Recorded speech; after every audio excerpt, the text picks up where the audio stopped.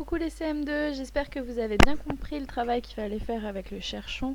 Tout simplement, il fallait s'aider d'une droite graduée pour pouvoir faire le travail, d'accord? De toute façon, vous avez vu la correction. On y va pour le je retiens. On peut comparer des fractions par rapport à l'unité, c'est-à-dire qu'on se basera toujours sur ce que vaut 1. D'accord? Si 1 il vaut 3 tiers, c'est pas pareil que si 1 vaut 4 quarts. D'accord? Si le numérateur est inférieur au dénominateur, la fraction est inférieure à 1. Si le numérateur est égal au dénominateur, la fraction est égale à 1.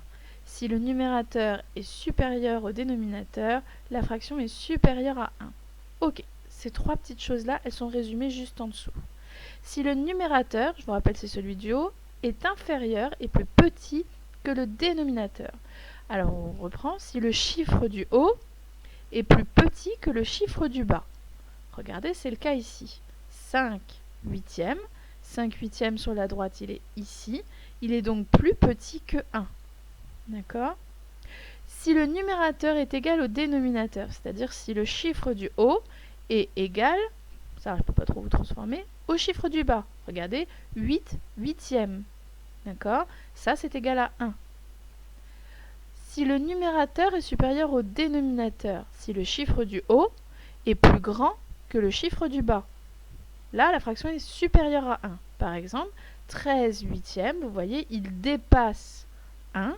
Il fait même 1 plus 5 huitièmes. C'est ce qui est écrit là, 1 plus 5 huitièmes. Il est donc supérieur à 1. D'accord? Alors, je vous ai fait un petit schéma que moi j'aime bien. Je vais aller vous le chercher.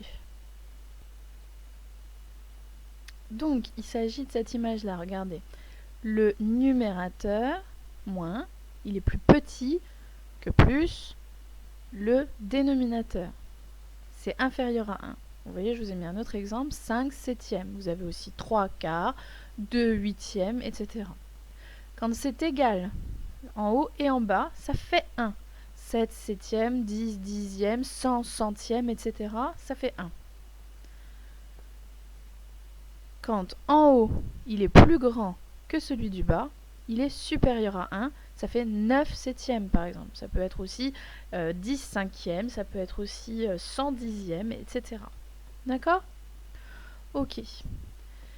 On peut comparer et ranger des fractions entre elles. Si elles ont le même dénominateur, on compare le numérateur. Regardez, ici vous avez 8, enfin des huitièmes au dénominateur.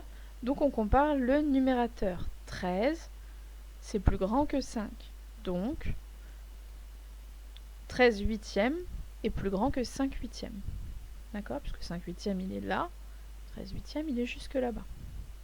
Si les fractions ont un dénominateur différent, on peut les comparer et les ranger en s'aidant d'une demi-droite graduée. Alors, par exemple, soit on peut les comparer à l'aide de la droite graduée, soit, vous savez, on peut transformer. Dire, si je passe un demi en huitième, d'accord, ça fait 4 huitièmes. D'accord, on multiplie par 2, ça fait 8. Par 4, pardon, ça fait 8. Et on multiplie par 4, ça fait 4. 4 huitièmes égale 1 demi. Et comme ça, on voit qu'elles sont égales. Pareil, si on fait une droite graduée qui va de 0 à 1, qu'on partage en 8, ça va faire la moitié. Si on la partage en 2, ça fera aussi la moitié. D'accord? Là, c'est encore pareil. 3 huitièmes, on peut le tracer sur une droite graduée. Un quart, on peut le tracer sur une droite graduée aussi.